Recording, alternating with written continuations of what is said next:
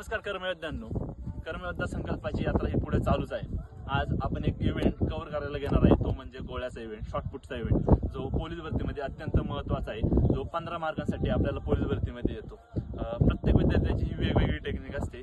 काही जण स्टँडिंग गोळा टाकतात, काही जण 2 स्टेपने टाकतात, काही जण 2.5 स्टेप घेऊन गोळा टाकतात, काही ताकदीवर टाकतात, काही जोर लावून टाकतात. पण आमचा जो मित्र आहे आणि मार्गदर्शक, मित्र म्हणण्यापेक्षा जुने कर्मयोद्धा भरतीतले, त्यांचा जो गोळा टाकण्याची टेक्निक आहे, ती टेक्निक खरंच आपल्या कित्येक जणांना प्रेरणा देणारी ठरू शकते. त्यामुळे तुम्ही एकदा पाहू शकता ती टेक्निक कशी आहे आणि त्यावर आधारित आम्ही विश्लेषण देतो पुढे. सुनीता, गोळा टाक ना.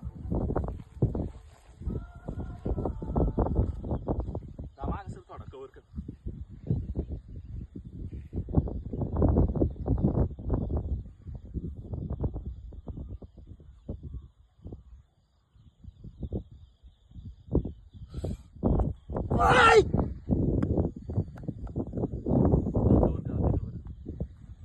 तर मित्रांनो, हा एकदम टेक्निक, ताकद आणि एकदम प्रेझेंट ऑफ माइंड ठेवून टाकलेला गोळा आहे.